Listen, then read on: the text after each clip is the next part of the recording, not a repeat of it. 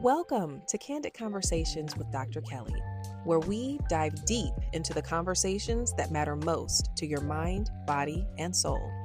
I'm your host, Dr. Kelly Utenham, a passionate advocate for brain health and wellness. And here on this podcast, we explore candid conversations about life, health, and the stories that shape us. Whether it's about mental health, sports, or simply navigating everyday challenges, we keep it real, raw, and relevant. Without further ado, let's get into today's episode.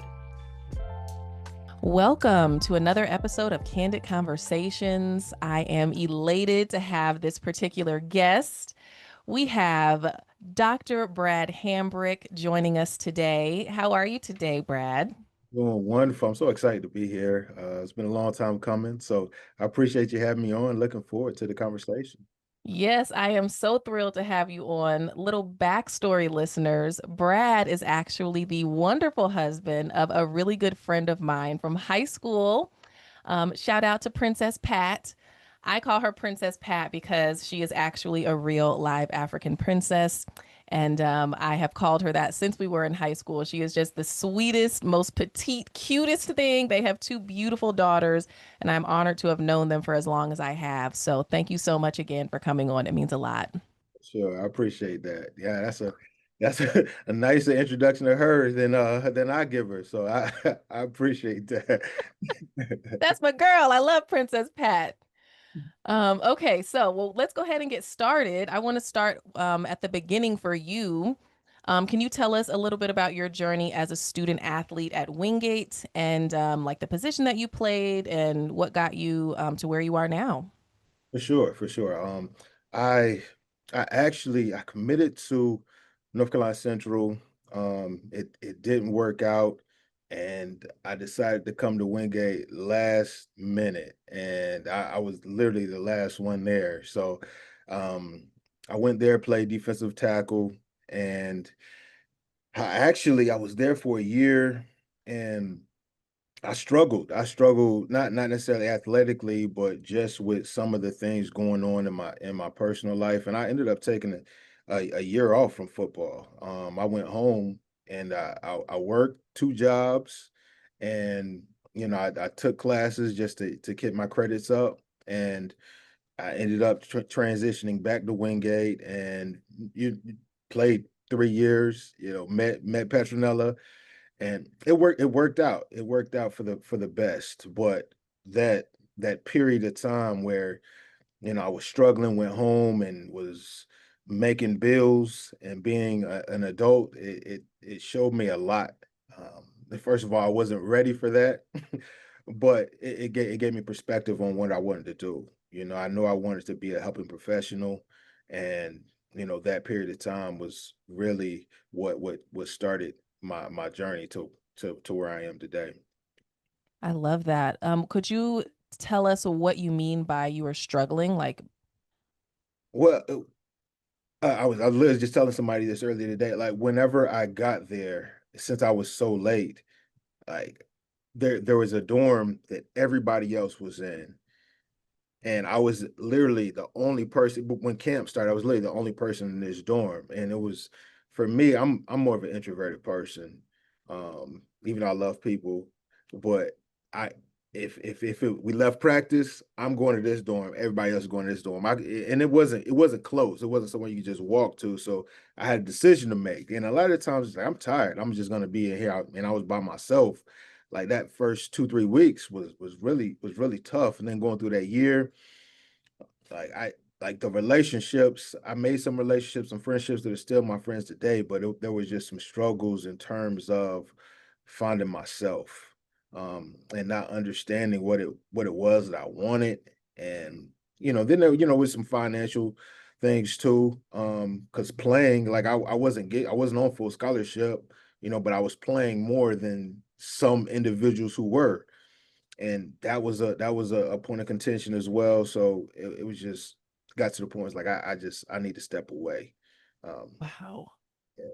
Well, I think that is powerful and speaks to, I mean, your your mental health and your mindset even then before you were in the mental health space professionally. But I'm glad that you're talking about that because that's something that I would not have considered, and I'm sure other listeners haven't considered, but that's isolating and lonely, And even if you are tired, if you were to go back to the dorm where all of your teammates were, you likely would have had, more people to talk to, people who understood, and for it not to even be close. Like, man, that sounds like a tough situation. It was. I mean, in retrospect, I probably didn't see it that way then, but just having some symptoms of depression, you like just going through that space. And I didn't, of course, we didn't have that type of support back then in terms of having someone like myself and our staff here. But I always say, like, if I would have had a me back then, I probably would have stayed, probably could have figured it out. Yeah, I like that, which means that you're probably helping young people who are in situations where if they're feeling like they're struggling, they have someone like you, which is fantastic. Absolutely. I try my best. Yeah, well, you are the best. So trying your best is exactly what those kids need. It sounds like, well, not kids, student athletes.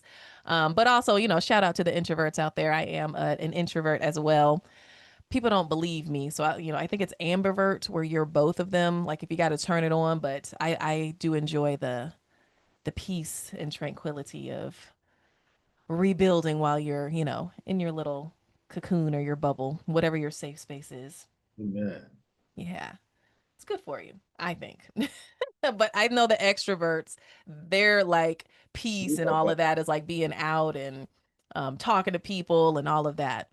Yeah, yeah. My And while I social can, it's whew, it goes quickly. yes, social battery, absolutely. Yeah. Then you got to go home and recharge, and then you can go back out and conquer the world. So, during this time, you're obviously touching on potential depression, isolation, and all the things that go along with that.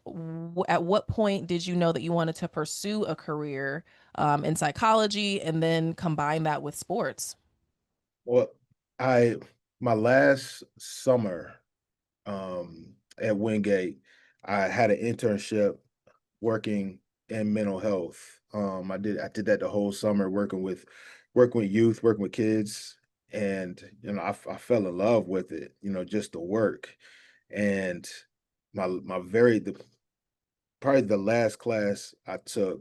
I One of my classmates, his mother was opening up. She had a mental health practice in Winston-Salem, North Carolina, and she was about to open another in Durham. And we started talking in class, and he was like, "You want me to put you in touch with my mom?" And talked to her. She offered me a job, and that was my first job in mental health coming out. And I had another job because I graduated December. I had another job at my high school, being a teacher assistant, doing some coaching, and I had both of those set up. So whenever I transitioned out, I graduated in December. In that January, I started working in both. So I'm working in the school, coaching, working in mental health, and What were you doing in mental health? I was a like back then, they had different positions. They paraprofessionals was the lowest, and they had associate professional, and they had qualified professional. So it's really like linking and arranging and different type of support for individuals who struggle with mental health. And it was a lot of like mentoring as well. Um, but I did that. Like I would work at the school, and then I would go see my clients, and I did that for about 3 years. And then yeah, like, back then, like unfortunately there was a lot of insurance fraud. So a lot of these companies who were doing this work folded. So and it put ceilings on earning potential. So I went back, I decided to go back to school. And I went to Central and did a double in school in mental health counseling so I could continue doing the work that I was doing in both capacities, but at a higher level, of course. So, I went through that process and, because those are my two passions, working in the school, working, with mental health population, but also working in sports. But as I transitioned to my graduate program and got certified, I was working in the school. I was doing my school counseling, for from 7 to 3, and then I would leave and I would go do my counseling, in the group, individual. Like I do that every day, and the more I did that, the less time I had for the athletic side. Like I wasn't able to coach as much as I'd like to, and it got to a point where I just couldn't. I didn't have the time to do it. And since I was a child, 4 or 5 years old, like sports has always been a part of my life. So I was just sitting in my office and that like that. How can I get back into it? And I just started connecting with people that were in it, because this is probably 12 years ago. Now there wasn't it was just sports psychologists. There wasn't any master's levels clinicians that were really in it, but there was a couple. And I reached out to them, and everyone, if I reached out to 100 people, I probably heard back from 95, just offering guidance and mentorship. Um, and I'm everybody reaches out to me today. I do the same, so I'm appreciative of my network and my village. And I from that point, I started to apply for jobs. Didn't hear back from anyone except from Georgia. Georgia was literally the only place that got back to me, and I was a finalist. I didn't get it. So I started to apply for doctoral programs, and I got accepted. And then the next week, this probably about 9 months later, next week, Georgia called me back and asked me if I was still interested in coming. And I came down and, did another interview, and they offered me the job. So I started my doctoral program and started this job at the same time in Oh my goodness. 2018. Wow. Well, congrats on that journey. I'm just proud of you as, knowing you from the Durham days and all of that. But you do a lot of multitasking. Like I hear a lot of dual, doing two things at the same time. So you're obviously good at multitasking. Yeah, I try to, and I started my own practice. Probably it was probably been about 9 years ago as well, and I try to keep that active as well. So I see a small, caseload of private clients as well. What's small? So that's objective, Doc. It is. I try not to see more than 5, 6 a week. But probably about a caseload about 12. Okay. All right. 12. I But don't it know if that's small, but in the grand It scheme, rotates, because someone like professional athletes, and then the off season, they may need a little bit more support, So it's not weekly. okay. How do your clients find you? It's usually like if I have like some of my athletes here to transition to the pro rank, I keep them, and then it's like I'm in the the database for uh NFL, NBA clinicians, the Olympic committee, like I'm in those databases. So if you're in that state, um, they'll reach out to the clinicians in that state, and do you have any space, any availability? So we'll get some referrals like that too. Fantastic. Well, that is awesome. And that's so cool. So the pros have like their own Yeah, BetterHelp.com yeah. um Like or most, Psychology Today, is that it? yeah, Right? yeah, exactly, Yes. exactly. Yes. And Okay. most of the teams will have their own clinician or network, but if you're not comfortable with that, they'll have the referral base as well. Okay. Good to know. So what are some of the most common mental health challenges that you see in student athletes? Uh, the first thing is just the anxiety of it all. Like just the I have to perform. Um, I've been the best since since I was little.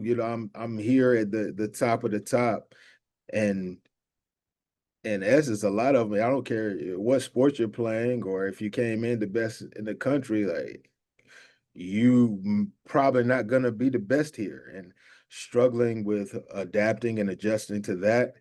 Um, and then, there's a lot of like depression, and that's not always stemming from, playing, not playing, performance. Like that is some of it, but it's also like transitioning from home for the first time, adjusting to the balance of UGA being, I say it's a pie chart. They're gonna take 85% of your time.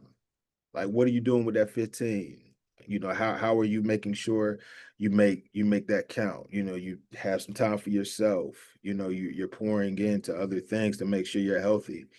Um, Two significant issues that lead to different mental health issues are, relationships are always a huge, huge, huge one, and social media. Um, like those are two of the leading causes of a lot of these issues that go on. These relationships, healthy relationships. What does that look like? Yeah, I'll see couples in here. Let's sit down and talk and see if we can figure this thing out. But no, those two are always big ones. Just how are we talking to each other? How much are we looking at what people are saying about us? These people that don't know you, probably never played a sport in your life, and you're letting this consume you, just trying to navigate those. And now with people being paid and comparing, like he got this, I'm getting this. Those cause issues within teams. And it's going to continue to, like, it's just a different time. Wow. Those are some really good things to consider, even when interacting with players and athletes. Like, aside from the game and the stress, like, they're going through a lot of other things. And I do say that, like, when I give talks and just helping to raise awareness in this space around brain health, brain injury, is we're not dealing with sterile brains who are, who haven't dealt with struggle outside of sports. They're athletes who have been dealing with depression since they were young. From, it could be something from their parents getting divorced, or something traumatic that has happened to them when they were kids, or even in school, or bullying, and you just never know. So thank you for sharing that. Could you speak to what well, first I want to know, is therapy or a session or something, is that required when athletes come to UGA? No, it's not required. It's a 100% mandate. I mean, voluntary. Unless if there's a situation where a higher level of care is needed, like a substance abuse treatment, the transition out of there, or we Do you may have see that? yeah, yeah, yeah. And like the NCAA rules around substance use, like marijuana has always been a big one. Like whenever I first got here, 7, 8 years ago, like you fail a test, like it's punitive. Like you're getting a two A game. drug test. Yeah, you fail a drug. Yeah, you fail a drug test. Like it's yeah, you're getting a 2 game, 4 game, then a year. But now, it's more like we're trying to educate. Like if we're testing, because they're taking marijuana off the panel. But as an institution, we want to continue to test to make sure there's no addictions there. So if you're at a certain threshold, we'll bring you in and talk to you, educate you, but it's not a punitive, thing anymore unless there's some legal action. But yeah, or if we have like a higher level of care, we have somebody at a like a IOP, What's that an IOP? um intensive outpatient. Like, so if they're going to outpatient for like 12 hours a week, and then the step down would be a required you, therapy with one of us staff members here. Okay. Only I time- love that support. yeah, that's the only time it's really mandatory. But other than that, it's it's voluntary and it's a highly utilized resource, thankfully. So I never feel like my job's in danger because they keep me busy. Well, thankfully, indeed, on more than one of those fronts. But I love that there is, let's see what we can do to help and heal and support an athlete versus you messed up and now you're out and you've lost your scholarship, you've lost your spot, you've lost everything. And this really allows more for additional chances, rehab, changing the lives, and still having a positive outcome. So that's wonderful. Sure. Because if you look at the demographics of college football, um, like that impacted one group of people more so than others, yeah, significantly. So, I'm thankful that they shifted that way, and pro sports too, like taking that off the panel, and not it's not a performance enhancing drug. So Right. people feel a certain way about marijuana, which I get, but which is legalized in a lot of places now. So them doing that, I feel like has saved, the lives of a lot of, and financially more so than anything, financial lives of some of these young people. Yeah. I want to know, just for clarification, so marijuana has been taken off of the panel, meaning that's not something that is screened, in the grand scheme of things officially, but your program, you still do the screen, but it's more for just making sure that there's not an addiction that's taking place.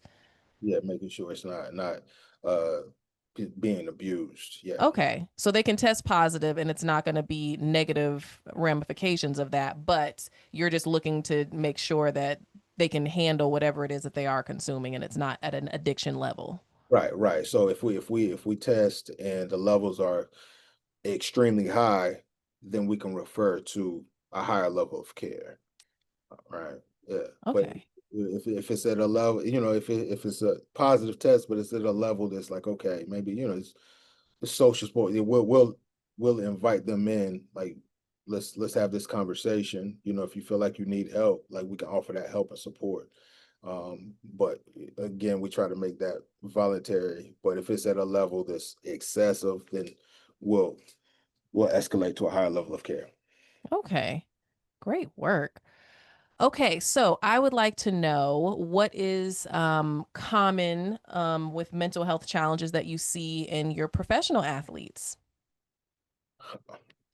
Um, I I don't get to see a whole lot, um, but that transition to the professional ranks is it's more isolating, because here, like in college, like you have a built-in village, like whether it's your coaches, your academic support staff, whether it's us, your athletic train, like it's more of a family feel, more of a family vibe. Transitioning to the pro space, like everybody's older, they have families, like you go to work, you go home, right? And some people like are in these new spaces for the first time. Like you don't have all of the resources that you've had before. Like everything is put together for you at the University of Georgia or at the college level. Your schedule's put together for you. Your meals are prepared. Like you have everything. But once you get to the pros, you have the financial resources to do it, but you don't necessarily know exactly what you need to do. Um, and which is starting to happen in the college space now at you pro space 22, 23, you are the breadwinner for your entire family, right? So how are you navigating that? Like what kind of conversations are you having with your family and this new family that has popped up and these and these new friends that have popped up?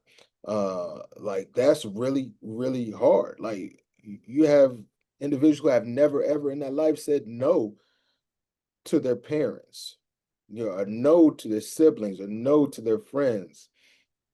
And like you don't understand the ramifications of taxes and just spending freely, like having that type of understanding. Because like as you know, dealing with concussions, like, it's one hit, one step, like the money stops. I mean, realistically, it can at any time. So that part is a hard one, like having those hard conversations. And like what is real? What can you provide? What can I not provide? And it sucks that those conversations are starting to happen earlier and earlier. You got 17, 18-year-olds now here too, is what, because they're starting to operate as pros here now. Now you're in a position where you're taking care of your family at 17, 18 years old. And that's a tough thing to do. You don't have any type of financial literacy. Um, so those are probably some of the most difficult conversations to have, with the professional athletes. Wow. And you said that prior to we were having a conversation before we started the episode, you were saying that with these deals now, these NIL deals, student athletes can be earning upwards of 6 and 7 figures Yeah, now. sure, That's for a sure. lot of pressure on a young person. And I'm glad you mentioned the concussion piece because I'm thinking the human brain isn't, even fully developed until we're in our mid 20s. And so if you consider a brain that is not fully developed and has experienced concussions, the way that the brain processes information anyway can be challenging, and then you have all of this added responsibility, and there's excitement and fear and stuff that you don't know, and it's probably a lot that's coming at these student athletes transitioning into the pros. And that actually leads me to ask a question that I hadn't planned on asking, but since I've got the professional here, I would like to know your thoughts on what's happening with Travis Hunter. In what regard? Just in the regard of how he's handling and navigating what the side that we're seeing. So him transitioning into the league, the challenges from that, definitely what's happening with social media and his relationship, and then how people are trying to like swoop in and help him, but he's kind of like fall back, I got this. Like what are your thoughts on that whole situation? I think that Travis is a very mature kid, uh, but he hasn't had a lot of life experience. Um, so Real quick, sorry, for listeners who are unfamiliar, Travis Hunter is a young 22-year-old cornerback and wide receiver, and he has transitioned from playing for Coach Prime or Deion Sanders, and he is now a Jacksonville Jaguar. And there was just a lot of attention on him for the way that he basically was glowing up in front of everybody. He had a controversial situation with the lady in his life who is now his wife. And so there was just a lot of attention on him and there was a lot of discussion. And so now I'm just asking the professional his thoughts on this transition since we just talked about going from the collegiate level to the professional level. Okay, please continue. thank you for that. And just to add to that, like he was coming out of high school, he was the number one player in the country, and he committed to Dion at Jackson State. So going to an HBCU, it as the number one player in the country was something that has never, probably will never ever happen again. So that was a really big deal. So it put eyes on and pressure on him and Coach Prime early on. And every single time he's had the spotlight and the pressure on him, he's shown. So that shows you, just the type of resilient kid that he is. And having someone like Dion, as a father figure, as a mentor, I feel like has been incredibly important for him. Just from Dion's in everything, and he's ridiculed, like he's praised, and that's gonna be what Travis sees for the rest of his playing career. So being able to navigate handle that pressure, but also like the negativity. Like I feel like he's been a a little too affected by people that don't matter, if that makes sense. Yes. Like you chose to be in this relationship, to get married because that is what's best for you. I love that.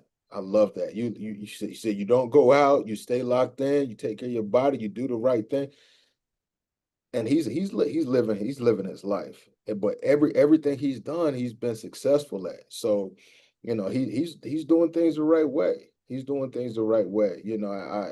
Even like I don't know if you saw like his dad violated probation last week and had to go back to jail. And I know that's I didn't see that.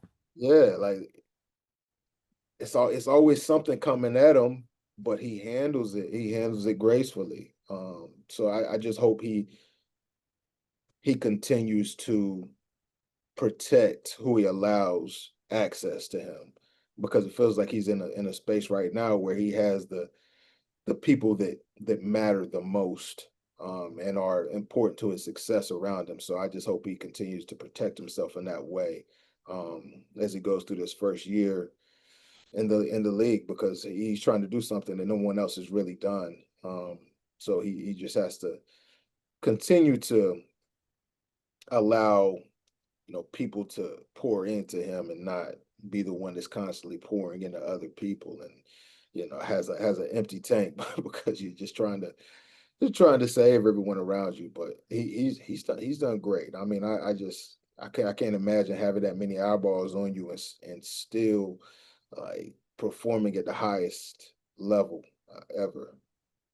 I really, really love that perspective. I appreciate that perspective because there's a lot of clickbait and people who have their own opinions on social media, YouTube, and it's more sensationalism and just trying to get views and people, having not pleasant things to say about this young man. But it's very nice to have a professional who is level headed. I don't know if you all can tell just from listening to Brad's voice, but he is just like the chill vibe.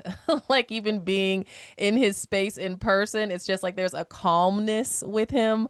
So thank you for that different perspective from what's popular out there of, look at him and what he's doing and the mistakes he's making and this lady that he's chosen. I like that. I like your perspective the best of what I've heard. So thank you for that. I have to say I'm hypersensitive when it comes to like the clickbait, or the media, or the fans' perception of I say kids because they a lot of are kids, these young people, and I see them every day. I see the work they put in. I see the struggles that they go through, like on an intimate level. Like they become more than just my clients. You know what I mean? Like I see them grow. So whenever I see or hear certain things, like you don't know these people. You don't know this person. How can you speak so negatively about somebody that you have no idea what they do, what they go through on a day-to-day basis? So I am hypersensitive about that.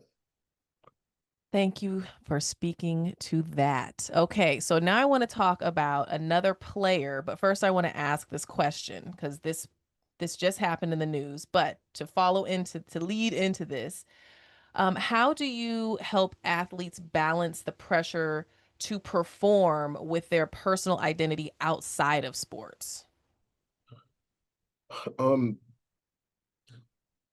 I try to emphasize having multiple identities. Like you can have like this identity as your athlete. That's going to be probably the majority of your makeup. Like because to get to this point, I don't care what sport you're playing, but to get to this point in your career where you're at the University of Georgia, you've achieved a lot, and the your identity as an athlete has been the most significant in your life.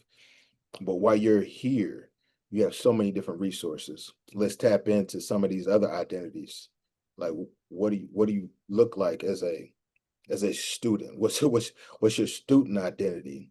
As a son, as a daughter, as a friend, like we're tapped into so many different professional networks. Let's tap into some of these professional organizations and get some internships and see what you look like in this space and expand that identity as well. Um, what are your likes? What are your dislikes? What are your interests? Because when they don't think about those certain things because they're so locked in on being successful as an athlete, they don't have the time or space.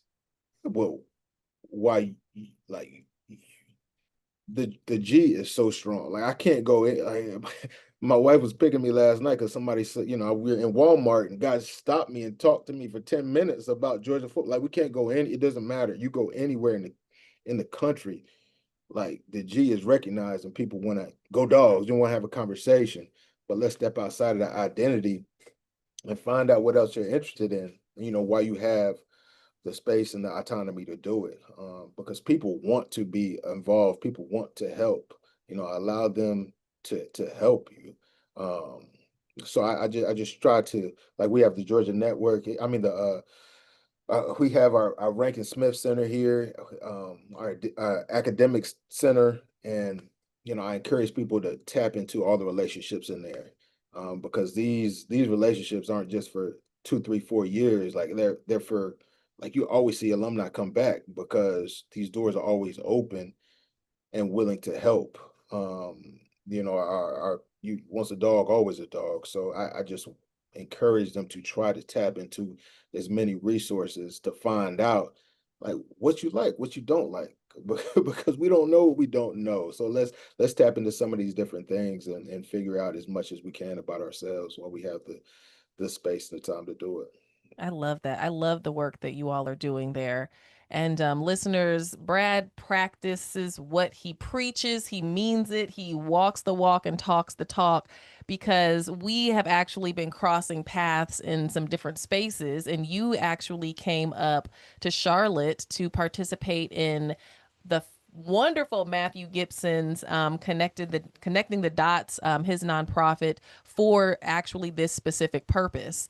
Because when the game is done with you, as professional athletes at all levels really say, when the game is done with you, there is that period of time, like where you have been an athlete, in some cases for some athletes all of their lives, it's all they know, and their identity is wrapped up into that. And then when they step away from that, there can be depression and, well, who am I now if I'm not an athlete? And so I love that there are nonprofits like what Matthew Gibson is doing with connecting the dots, as well as with Vad Lee. He has POP, which is very similar to just pour into these athletes so that they know, your life is not over because you're no longer playing. And then here are some real actionable steps and relationships, avenues that can be taken to help you with transitioning into that space. With that, I want to talk about the Colorado player who just retired from football. Did you hear about that? No. Charlie, I think it's Offerdahl. He was playing for Coach Prime, and yesterday it was all over the news that he was not going to be returning to football. So because of the last concussion that he sustained. I love that Coach Prime gave him the space and it wasn't like a pressure to stay or anything. He was just supporting his growth. So what are your thoughts with that? I love it. I love the fact that I've seen something like that here as well. Um, but the fact that coach gave him, that platform to do that. Uh, and also, like, I'm sure he'll keep him involved in the program. I Well, yeah, he said, we're going to keep your scholarship. You'll still be a student and you'll still have your full ride. Yeah, yeah. Saying it is one thing, but like for them, like, and this is when I say we've done it here, it's like, all right, like I'm not in it, but I miss it. Like, do I want to be engaged? Do I want to be around? Because it hurts. It hurts. Like knowing that you can still do it, but you physically like can't do it. Like that is a tough space to navigate, So, I'm glad that, he has that space and that support. But the biggest thing, I don't want to it's like his relationship with Christ, like I feel like is really important, but also he has a plan. Like he's going to dental school, like he has a like that part is really, really important as well. Because I've seen it happen where like now I'm done. I don't I don't know what I'm gonna do. It's like what like Booby Miles, I don't know what I'm gonna do. But no, that was beautiful though. That was I'm glad. Yeah. Could you tell the listeners a backstory about Booby? beautiful. Friday Night Lights. I love that movie. It's one of my favorite movies. Um, Booby was one of one of the best running backs in the country, and tore his ACL, and he's trying to come back, and he gets back out there with the torn ACL, gets hit again, and it ends his career. And he just like there's a scene where he's just sitting in the car talking to his uncle, and just sitting there crying. I don't know what I'm gonna do. Like football's all I know.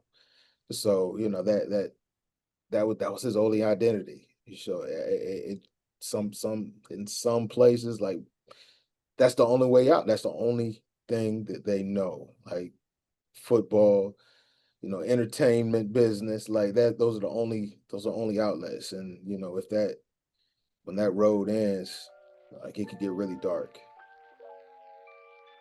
Have you joined my Patreon family yet? It's the best way to support the show and get even more of the real, unfiltered content you love. There are 3 tiers. The free tier has previews and short clips so you know what's coming up. The $2 tier gives you behind the scenes content, travel vlogs, and me getting real on some taboo topics. And the $5 tier gives you full bonus episodes of Candid Conversations with Dr. Kelly that you won't find anywhere else. We've already got hours of content waiting for you, and trust me, we have a lot of fun over there. So don't wait. Head over to Patreon and join us today. Okay, let's get back to the episode. Enter Dr. Hambric. Sometimes, nah, Some I'm no, no, literally, I told someone this morning, like I like to see myself as a light, because we all hit those dark spaces, and as you enter into my office, I try to provide a little bit of light, till we can get to a place where it's bright all the time. Yeah, that's beautiful. I want to transition. We'll continue our transition. I think we're already touching on concussion a little bit with this young man retiring, Charlie. Given your background as a football player and now mental health provider, how have your views evolved on the impact of concussion and brain injuries in sports? It's it's different. I always try to think from the athlete's lens, as well as the the clinician lens, because if we want to compete, like naturally we want to get out there and play and compete. Like I had concussion in college, concussion in high school, and I remember, especially the one in high school. I remember the exact moment it happened, and I was out for a play, and I went back in. I didn't, because there just wasn't discussed, wasn't talked about. And I remember the feeling, like I was sitting in class that Monday, and like my head was just ringing, the lights, like it was. And I tried to go practice. I tried to run, and I couldn't do it. I could not do it. And it was scary. It was terrifying. So going through that and seeing like some of these individuals, like some of these hits, and the repercussions of it. It's like I almost beg them to be as honest as possible, because you can, some of the symptoms, you can see, but for some of them, like they'll try to not be fully honest, when it comes to it, and it delays their return, or it just becomes so dangerous, because the game has evolved so much. They try to make it safer, which I love, um, but evolution happens. Like, our athletes are bigger, stronger, faster, it's more violent. So you gotta protect your mind. Like, you have to. Um, so I try to encourage them to, like, speak up when it comes to these things. Just be as honest as possible. Um, because you only get one brain. And I Say it again for the listeners in the back.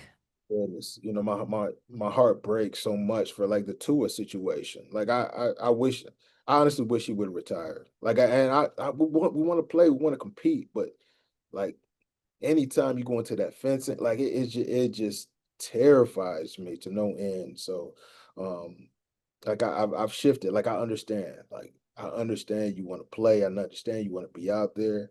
I understand you want to compete, but, like, At what cost? what cost? Like, you want to be able to have children and have those memories of them as a youth, and you want all your cognitions in place. Like, it's not worth it. It's not worth it. Um, Allow your brain, like, it's gonna happen on occasion, but give your body, give your mind a chance to fully heal before you jump back out there. We have some of the best access to some of the best doctors in the world. Allow them to do their job. Yes, sir. I want to run it back just a little bit. I want you to tell me what the hit was that concussed you. I like that you did share some of those symptoms, but could you elaborate when you were saying you tried to go back to practice shortly after and you just couldn't do it?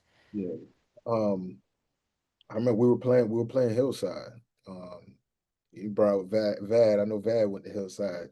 But we were playing Hillside, and it was just I was playing defensive line, and, like, the offensive lineman, he came out to ball, like, and we both in our face mask, it was just head on. Bam. And I just remember, like, it was just like a bright light went on, and I couldn't see.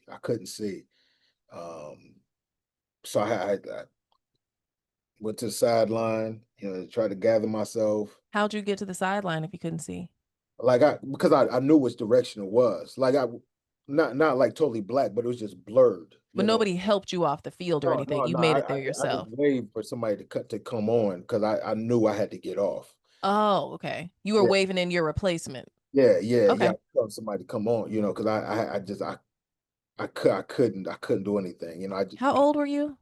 I was it's probably my senior year, 18, 17, 18, 18. Okay. Yeah.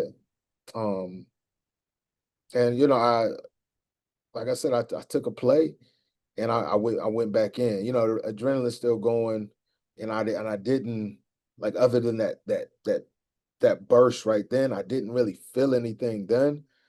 But it wasn't until, like, that Monday while sitting in class, where Days later. yeah, yeah, yeah, where I just, man, I was just dizzy like that. And I just remember, I remember more than anything sitting in history class, and I just couldn't. I mean, I just had to cover my face, because the lights were so bright. My head was thumping. I said, I'm gonna try to practice. And mean, I tried to get out there, and I started to run. I was just nauseous, and I couldn't get through it. I couldn't push through it. How did you let your coaches know? I talked to our trainer, and I told her the same. She's like, I probably had a concussion, and then, I had to go through that. We didn't even have a full on concussion protocol, back then, like we do now. So I would just evaluate every day, until I felt better. Um, I don't think I missed that game though. You were still able to play? That yeah, I think I'm pretty sure I played that next Friday. Because I never missed any games. But I remember not being able to practice that night that day. Um, because I tried to push through because it just it wasn't talked about. So I was like, maybe it's just a headache or a migraine. It's like, no, I think you got a concussion. Yeah. Yeah. Whew. Well, I'm glad that you have recovered. I very much use that word fully heal because just like how you're describing, athlete or not, the human brain, that determination, the or at least, for those who are disciplined or trained, like I know that everybody isn't going to feel this way, but there is a push through mentality with a lot of different things. And so I know that that's common in athletes where it's like put some dirt on it, push through, figure it out. But I love that things are changing and that brain health is being taken more seriously. CTE is a heavy and often stigmatized topic. So, I would like to know, how do you suggest that we as professionals and advocates approach raising awareness about it without causing fear or shame? And then my big concern is anger. Um, you, it's sensitive, but I feel that I hate to say this, but earnings like that resonates more than anything, right? Right. If you're not able to play to your highest ability, like it affects your bottom line. It affects your potential earnings, right? So if you're dealing with head trauma and you're not fully expressing that, like that's going to limit your potential earnings, right? Like whether, but especially at position, well, in all positions, but like at quarterback, like they probably use their brain more than any other position. Like you have to be able to process quickly. Like everything that happens, like you have to be sharp. And if you're in a position where um your brain isn't fully healed, like it just opens up the potential for your career to be over sooner than it should be. So I feel like that's always an angle. Like earning potential matters. Like being a availability matters, and I feel like that's almost an angle that you have to consider. Because like I said, when we were talking earlier, like, sometimes these coaches don't want to sit through some of these meetings, these trainings. And it doesn't matter the material. It's just they want to get back to playing, and sometimes it's the same things with these players. Like there's meetings, there's trainings that they have to sit through, but you have to make it relatable to them. Like how does this affect you? And money talks. Like I hate to say it like that, but for them, like that's what matters. Like if you're not healthy, or if you're not doing certain things, this will affect your bottom dollar, like your earning ceiling. It will. I almost feel like that's a route you have to consider. Thank you. I'm going to include that um, when I'm doing my talks. I was actually So, listeners, I was just at the Charlotte Mecklenburg Schools Coaches Symposium yesterday, and that's what we were talking about earlier with the number of coaches that showed up to my session. It was a small number, but I'm glad that there were coaches that showed up and that they are serious and passionate. We were talking about the difference between coaches who really care and pour into their players, like the coaches at UGA and Coach Prime and Coach Braylon Wiggins and other wonderful coaches that I've communicated with, but there are coaches who are concerned about, them essentially using these players to elevate themselves in whatever regard, professionally, financially, and there's not as much care for the player and their future, which is what I'm seeing with like coaches at UGA and like Coach Prime. So I was talking with a friend of mine who is a coach now, who just so happened to be at my session, and I was telling him how I will tailor my talks for the audience, and so I'm gonna add the bottom line piece that you just shared. But a big thing that I will talk about with young athletes is their romantic life, because that reticular the RAS, reticular activating system, if that gets damaged, which it can absolutely with concussions, especially repeated concussions, that has to do with your libido and your ability to be aroused and have romantic relationships and have romantic understanding about what's supposed to be taking place. And then I also use the PS5 analogy where, young people love their video games. Older generations love their video games too, but these younger generations really love their video games. And so I will tell them, like, if you were to drop your PS5 or hit it, knock it over, kick it down the hallway, and continue to ding it up and mess with it, is the computer on the inside still going to function as if it had just come out of the box? And of course the answer is no. So I like what you said about the bottom line, so I'll be including that as well. That is very important in money talks. Now, like the aggression, like the how was that? Can you speak to that for me? Like with concussions and like the emotionality of it, like aggressiveness that we've. Yes. Can you? Absolutely. So, of course, I always say that the brain is our motherboard.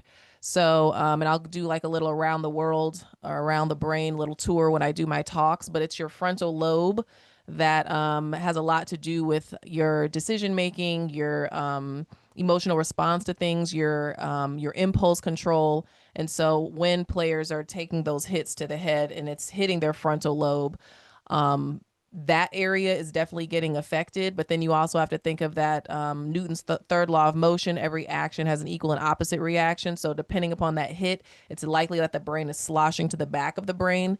And so you're getting injuries in multiple places. And so if you're continuing to knock around and have those areas that are controlling, like short-term memory being transitioned to long-term memory that's on your temporal lobes, which are on the side. And so all of those pieces that are connected that make up who that athlete is, if they are like that PS5 continuing to get banged around, it's going to start misfiring. And then that player is going to start showing up like they're not themselves, because they're not. I hate to be the interview, but like no, Well, it's I mean, this candid conversations, you can ask me. Go ahead. well, like for football players, like naturally, like it's an aggressive game, right? It's a physical game, and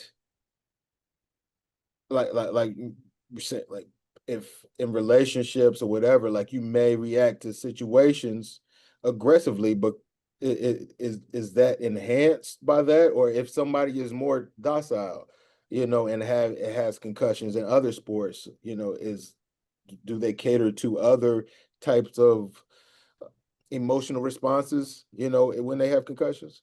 1,000%. So I like to use the example. Well, first, if we think and actually consider OJ Simpson. So that is behavior after he was playing.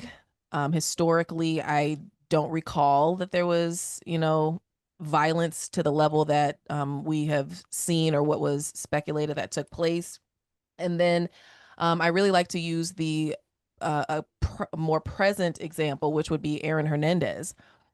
And so if you go back and watch the FX special on him, now, like I tell people in my audience when I do my talks, if you go back and watch now that you know what you know regarding CTE and mood being changed and you're more irritable, more outbreaks, student athletes can get into more fights, because the response, that impulse control, how you process information, you can say like, hey, you need to drink more water, but it's for the betterment of them. But if they're processing information differently, they could take offense to that and have a violent response, and it's not even warranted or appropriate.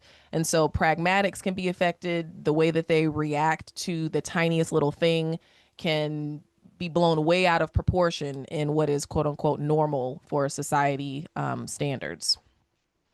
But what I was saying about Aaron is there's a scene in the movie, not the movie, but the docu series on FX, that he is basically attacking his brother because his brother is trying to respectfully check him on some things that he was doing, and he just tackles him to the ground. He's on top of him, he's hitting him, and Aaron had a female cousin that he was very, very close to and absolutely adored. And the cousin was just like other people, like, this isn't like you, like, what are you doing, why are you attacking your brother? And he was just in a CTE episode, is what I like to call them, and he turned around and he shoved his cousin really violently, and I think he cursed at her and stormed off. And so with relationships, seeing that actually triggered me into wanting to educate the partners of athletes, because had that cousin had a little neck roll and I don't know who you think you're talking to, and if she would have chased him or pushed him or agitated the situation, Aaron is a very large man and his cousin was smaller. He could have killed her if he was in, a rage like that.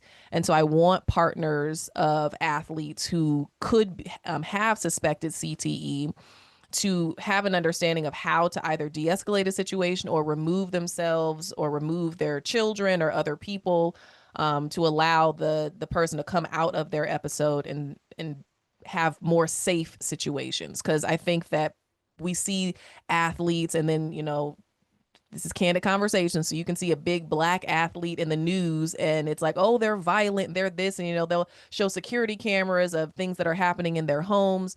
But we also have to think, like, has this person had their brain knocked around since they were in third grade, and this is the best that they're doing, and they don't have the tools and they're not aware, and now we have this situation where now there's this stigma of danger, danger, danger, and they're no longer safe. For sure. Yeah, That's great. Thank you. of course. Uh, All right, flipping it on back to you.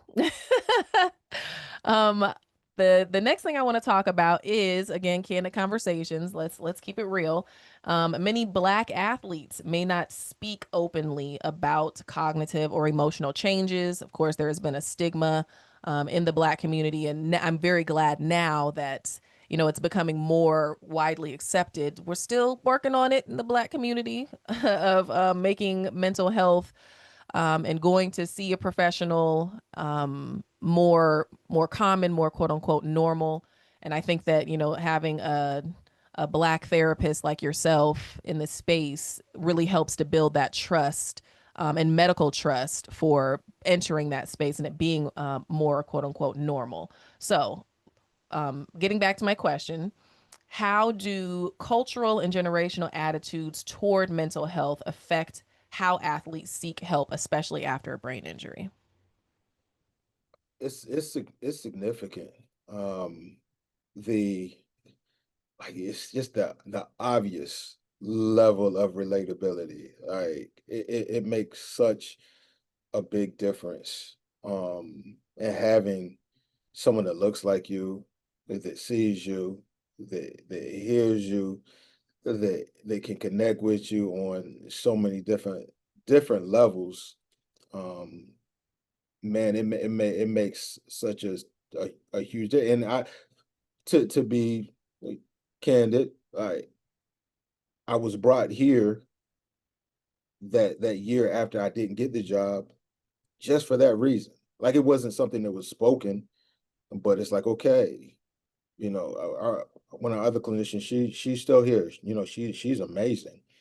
Um, but these young black men that are dealing with life and don't have the tools to be able to process their emotions and speak on certain things, like they needed someone that looked like them. Um, and I was able to jump right in. Um, and it's changed my life. Um, because I'm able to wake up every single day with purpose. Not saying that I didn't, but I have multiple avenues of purpose in my work life and personal life. But like I tell them, I told a young man this morning, like I'm always available 24/7. Like I don't care what time it is. I don't care what you need, because I would rather it be me than you calling mom or dad panicking, and they're worried. Like you call, let's figure this out. And you know, I just want them to have that outlet and be able to have the proper tools on how to navigate life as a black man. Um, be emotionally intelligent. Um, know how to navigate different spaces that you're in, um, as a black man. I feel like I have to wear multiple hats. Like, yeah, I'm a clinician first, but some call me Unc, some call me OG. Like if I need to be those people for you, like I'll gladly do that, because that's a silent reverence too. So, um, we're at 5%, you know, black in this field. So In the field of mental health. yeah, yeah. So We're 3% in speech language pathology. so I take pride in being that, and pouring into other professions too, but also making sure that I just don't show up and go through the motions. Right. Like I've dedicated my life to this. So it's very important to me that I don't just do the job, but I do the job at a high level. And make sure if I tell you I'm your person, if I tell you I'm gonna be available, that's what I'm gonna do. Well, your passion absolutely emits and radiates from you. So thank you for this work. Obviously, God is doing this work through you. That is very evident. And shout out to UGA for being intelligent enough and forward enough to hire on someone like yourself so that there can be a safe space for their players, their athletes. I know that that is making a huge difference for people who are even more open to walking through that door because someone looks like them. And that really matters. It really matters to have somebody who looks like you. There's a safety in that. Sure, for sure. Yeah. No, I'm always appreciative. We've talked about Ron Corson, like he's a godsend. He's the greatest. Um, and Josh Brooks, athletic director, for just supporting our program. Because when we started, like the first year it was just Charlotte, and then I came the second year. Um, and even with that, there's two clinicians, serving 600 plus, and now we're at four. We have a director, and we have four of us full-time senior staff. We had 7 doc students last year. We'll have 3, 4 coming this year. So we have the ability to serve more effectively. Because the first year we're seeing 30, 40 every single week, Wow. which which is That's a lot. it's insane, and going through COVID, and doing, like, it was talking about burnout. That was a recipe for burnout. And I Yeah. all across the country was in all the helping fields were burnout, through that time. But I'm thankful for the support that we've had here, for sure. And the Yeah. growth over these past, 6, 7 years, 8 years. Absolutely. Absolutely. Yeah. My line sister is a mental health professional as well. And she was definitely saying that people were really going through it in COVID. But that brings me to, I'd like to know, what do you do? How do you as a therapist handle all of the weight of what is shared with you? In some instances potentially dumped on you, 30 to 40, like that's a lot. And I tell my friends, and me being an introvert, and they're like, oh, like let's go out, let's do this, or like even to watching things like a housewives show, or love and hip hop, or like just the drama and the violence. And I'm like, I am inserted into people's crisis every day. So I'm seeing their drama every day, and what the effects are of, the mental space of someone who has had a stroke, or working with a caregiver, and it could be the child of someone who has dementia, and just the gravity of like watching your hero slip away day by day. And just like, so no, I don't want to partake in someone's drama just for laughs or whatever. That's not entertaining to me. So so I don't partake in those things, but I want to know, like, how do you handle, and what do you do to help your own mental health? Do you have a therapist? Are there things that you do to relax yourself, to for all of the things that you are absorbing on a daily? Yeah, for sure. You know, one of my former colleagues, she was in the department. She helped, Dr. Levy Tabor. She was here, and she had this thing. She was like, Brad, she's like, leave it in the office, and whatever you don't leave in the office, leave in the mailbox. Don't take it in the house. So I'm very intentional with, not bringing the heaviness of my work into my home.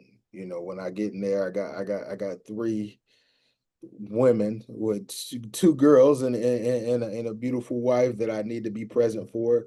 So I'm very intentional with like I have a 30-minute drive to and from work, which I actually love because it gives me time to prepare myself going in, listen to my podcast, have my little mini concerts like you, you know.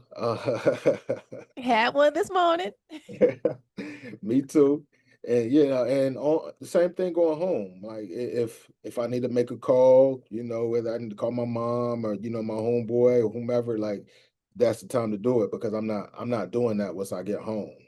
Um, you know, I play I try to play ball at least twice a week. I broke my foot last year, and that was really, really tough on me mentally, as well as physically, because like it took away my outlet. Like that's the time where I like get my cardio in. I get the fellowship with the fellas. It's just that's a 2 hours where I can just enjoy myself and burn calories. There's nothing that could replicate that. So that was a struggle for me for about 8 months on trying to figure that part out. Because that's something I've always done. Um, but I love movies. I just love spending time with my family. I love traveling. So I'm very intentional with pouring into my cup. I do have a therapist. Like I probably don't check in as much as I need to. But yeah, I do. But my wife provides a very safe place for me as well. Which I'm thankful for. She's understanding of knowing that the job, like, we moved our life, in Durham to move here, and she's been very supportive the whole way through. So, when I'm home, I try to be present. Some days she knows, it's like, all right, I'm gonna give you your space, because some days are really really heavy. So I I try to just be as aware, self-aware as possible. And if I'm at a 2, like what do I need to do to get to an 8? If I'm at a 5, what can I do to get to a 10? And just being very intentional with doing those things to get to those spaces where I feel whole and feel like I can show up for everybody else in my life that needs me at full capacity. I love the emotional intelligence, the intentionality of it. And shout out to Princess Pat and, Queen Hambric. Um, but I think that takes a skill. Like you have to learn that, like to be a clinician, because as you were sharing your answer, I was thinking like, yeah, because I don't feel a heaviness like when you're in session and you're taking it on and you're, needing to process and analyze and how are we going to navigate this and, putting your patient first. Um, when you in that session, you do have to like get through your note, and then I could be rolling into another session and that patient is crying, and then okay, now here we go starting it again, and then yeah, you do have to leave it in the office, leave it in the mailbox, and still be able to balance and be, a wonderful husband and a father and friend and basketball teammate and all the things. So thank you for sharing that. Okay, wrapping it up. I've got one more question and then we're going to do the Kandid questionnaire. Okay, so how can providers like ourselves, so SLPs, counselors, neuropsych professionals, how can we all collaborate more effectively to support athletes with concussion histories?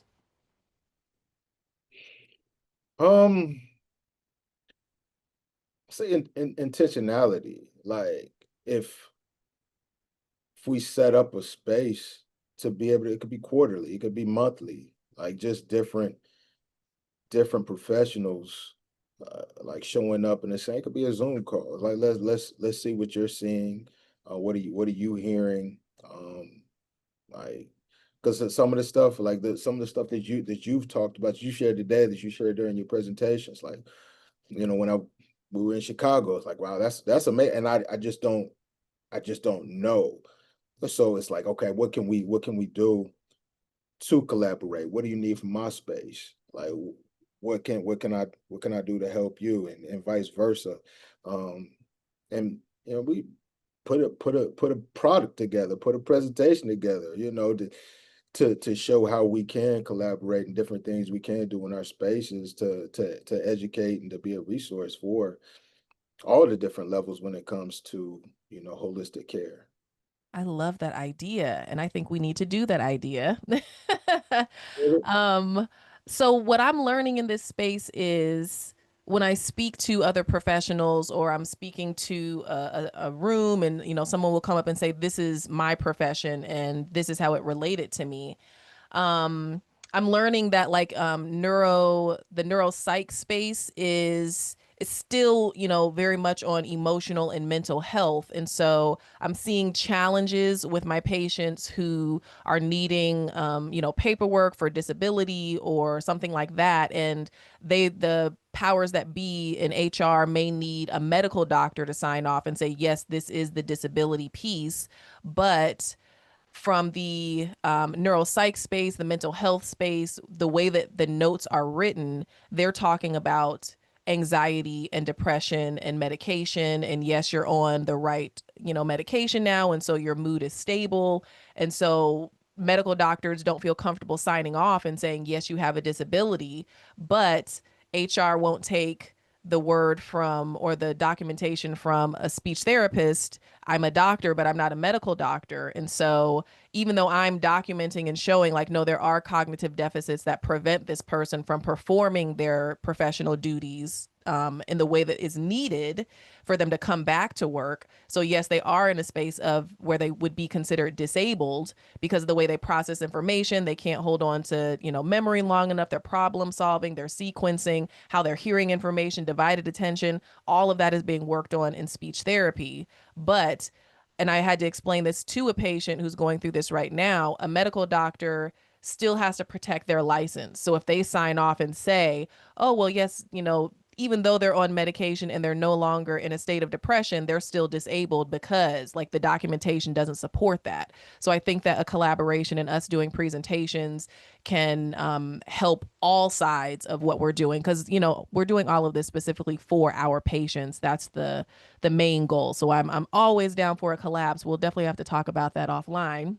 Yeah, no, for sure. Need some psychiatrists in there, some psychologists in there. Yeah, like just having a referral network, yeah, one-stop shop. Yeah. So let's get on top of that. All right. Hey everyone, Dr. Kelly here, founder of Brain Talk Foundation, and I need your help. Every donation helps us raise awareness about brain health and concussions, especially in underserved communities. We're going into schools, talking to students, athletes, parents, coaches, educators, and speech language pathologists, making brain health education accessible and impactful.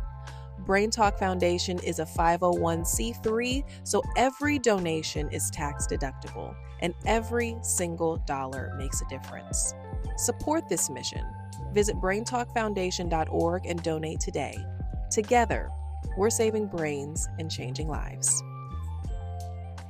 Okay, so Kandid questionnaire. First question, what's one word your friends would use to describe you?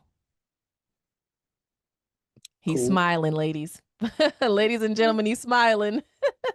Cool. Like I'm a chill. I'm a chill dude. Like I just try to like I'm not a outspoken like rah dude. Yeah, I'm just a chill. I try to fit in everywhere. Like just be the relatable person that everybody gets along with, that everybody likes. That means a lot to me. But I am very chill, very chill. I very much agree. Like I said, even being in your presence, like you don't even have to speak. There's just like a calmness and a chill vibe that you give off. So I completely agree. Number 2, if you could instantly master any sport or physical skill, what would it be and why? Oh man. I would say gymnastics. I'd be a gymnast. Yeah. I Unexpected. Isn't one of the mini princesses? Aren't they yeah, into gymnastics? my little Bella, yeah, she is quite the athlete. Um, but I pick on my football players here because I tell them our gymnasts are the best athletes, the toughest athletes on campus. Because of what they put their body through. But like the things they do, it's just amazing. It's absolutely like I could watch them all day. It's like, like a beam is like this. Like, how do you do that? Like, if I want to do all 4 events. I want to master all 4. Be a gymnast. That's what I would do. Okay, I love it. Unexpected, but makes perfect sense. Um, yeah, I was into gymnastics when I was very little, and then ventured into other things. My mom told me that there's a shot that you have to take if you want to stick with it, and that can like stunt your growth or your development. Is that true? I don't know about I don't know about that one. Maybe for like recovery, Okay. dealing with Well, it. I don't know if that's true. That could have been one of those like parents' fibs to to sway me, so I'm not quite sure. But it is well, I also believed it because they're the gymnasts that you see on the Olympics, which honestly is like my favorite. I love gymnastics, and then during winter sports, I love ice skating and like the skiing events. But all of the gymnasts, they are like small in stature, very petite, very muscular, like really built, but they are all pretty small. So I believed it, but I like that answer. All right. Number 3, what's one activity or hobby you find most relaxing or beneficial for your brain? Golf. Um, it's it's probably the most psychological sport I've ever played. And I love the challenge of it. It's like it's one of those like I played basketball all my life. I can go out like I know the ins and outs of it.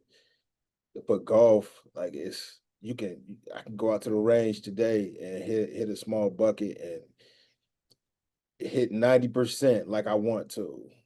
And then the next day I can hit 5% like I want to. So I love the challenge of it. Like it it's one of these things. Well, that's what I do like during the day. Like if I have a break in the day, I go run out to the range here on campus. And it just like you have to be present. Like you can't think about anything else. What went on before, what you got after. Like you gotta focus and lock in on that little white ball.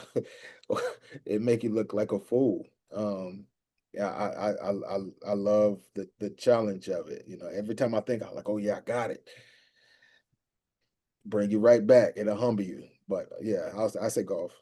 Okay, I really like that answer. As a fellow golfer and someone who has been humbled by the ball several times, I completely understand. It can be frustrating, but it takes a skill to keep it calm. And there was another doc, a PT doc. Um, Shout out to Dr. TL Duff. He is an avid golfer, and he is an expert in rehabbing golf injuries. And Yep. so I had a golf injury. He helped me with it, and then invited me back to play because I hadn't played in 2 years. I had an intercostal muscle strain, and it kind of I had an aversion, like I just didn't want to re-injure. Like that pain is one like no other. And so he helped me out, got me back on the golf course, and I was, getting my rhythm back. And then I did that tournament and just embarrassed myself. My long game, I was not doing well with teeing off, but my short game, I was doing okay with. But I was like, oh my gosh! And I was on a team with people who had been playing. It was so embarrassing, but I didn't get hurt and I had fun, so that was my silver lining for that. Yeah, enjoying yourself. Yeah. Yeah, yeah. Okay, two more. Number four, what's the weirdest or most unexpected item in your bag or car right now? Mm, my bag or my car. That's a good question. Um, I probably have, don't judge me. Probably have about 10 pair of shoes in my car. Why? Oh, I've sprained my ankles, and I broke my foot last year. Mm-hmm. So like I rotate shoes just to see how they feel whenever I play. And if Are you talking about golf shoes? uh, I have two pair of golf shoes, but just like basketball shoes. You know, Oh, when you say play, you mean basketball? basketball. I'm sorry. Yeah, Okay. basketball. Like whenever I go to the gym, like I rotate shoes. Like if first hour, if I don't like, I'll switch. I got different insoles. I switch. So I keep about probably about 10 pair of shoes. You know, Okay. my in my back trunk and my front trunk. Yeah, just to rotate. And then some of like I'm a shoe collector, so some of them I pull out some old shoes, and like if you don't wear your shoes, like the glue. So I've blown out a few pair too. So like I try to keep a few. I keep a few pair in my car. Well, it sounds like it's a functional reason. There's no judgment here on Candid Conversations. But I would like to see this shoe collection because if you have 10 in the car, goodness gracious, I can't imagine the house. Yeah, I try to hide them. I had a pair come yesterday that I was like, man, I need to just get a PO box just so my wife. Shove these under the bed. She won't find them in here. Yeah. Oh, shout out to Princess Pat. Last question. What's your go-to guilty pleasure TV show, movie, or song? Ooh, man, I am. I was if there's three movies that if they're on, I'm going to watch. What are they? Coming to America. The Uh, first one, yeah, the the first one. original. Yeah, Coming to America. Life and Bad Boys 2. If if those are on, I'm watching them. I don't care if it's in the beginning, in the middle, if it's 5 minutes. I'm watching those three movies. All And good picks. yeah, those are my top three. So I love movies. They can just change my. I love to laugh. I love to have a good time. So those are all comedies, of course. But um, Bad Boys 2 is more of an action, but Will Smith and Martin are hilarious. So And Gabrielle Union. Gabrielle Union. I mean, that was a fantastic movie. It really was. I went to the theaters to see it. I love that movie. So I definitely stop and watch when Bad Boys 2 comes on. And ironically, that's how I envision Pat's family in Coming to America. Like that's how I imagine she was brought up in the servants and all of that, and she can't tell me any difference. Because even when she's like, no, it's not like that, in my head, I'm like, yes, it is, girl. Yes, it is. So like I pick on her. But yeah, that's hilarious. Yeah, Princess of Zamunda. She's not the Princess of Zamunda, but she is a princess in real life. Okay. Is there anything that you want to share or promote that you have going on? How can people find you? Um, Nothing going on right now. I'm in a this is a huge transitional time. Like I said, today's the first day of camp. Guys are reporting today. Football, it's a really really big season. And you said you try to make an appearance during that time. Yeah. I try to be around the guys as much as I can. During this long days. These next 2 weeks are really tough. So any support I can offer them, as the rest of athletes transition in, just trying to prepare for the year.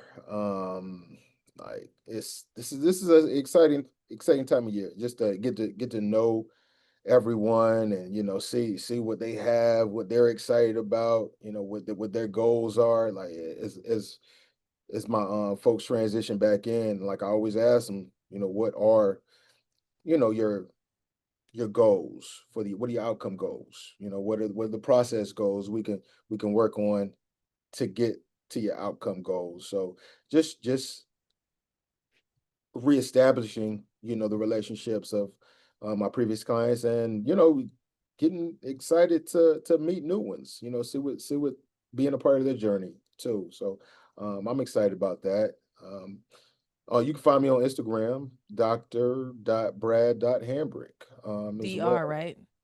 Yes. Yes. DR for doctor. Okay. We will also have that in the show notes. Well, I'm excited for you.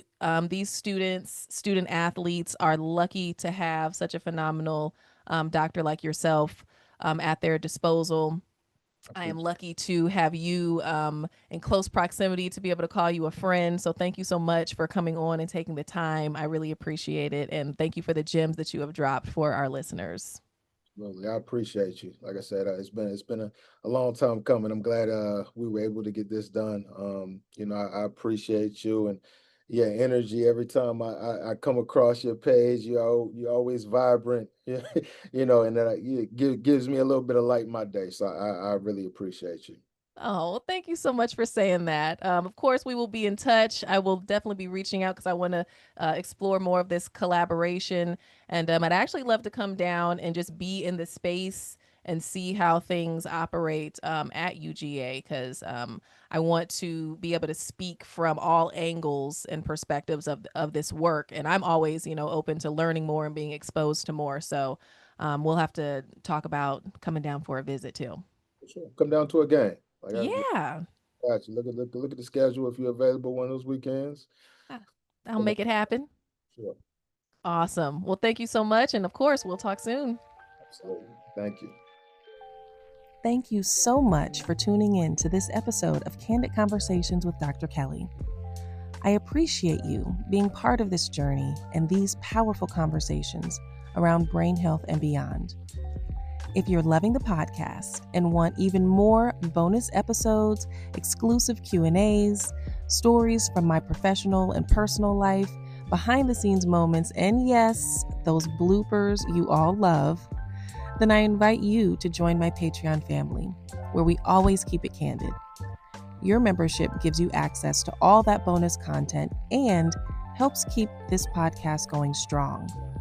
Plus, every contribution helps support our mission to raise awareness, educate, and empower others about the silent struggles so many face. So head on over to patreon.com/Dr. Kelly to join today. I'd love to have you. Until next time, stay curious, stay compassionate, and as always, keep it candid.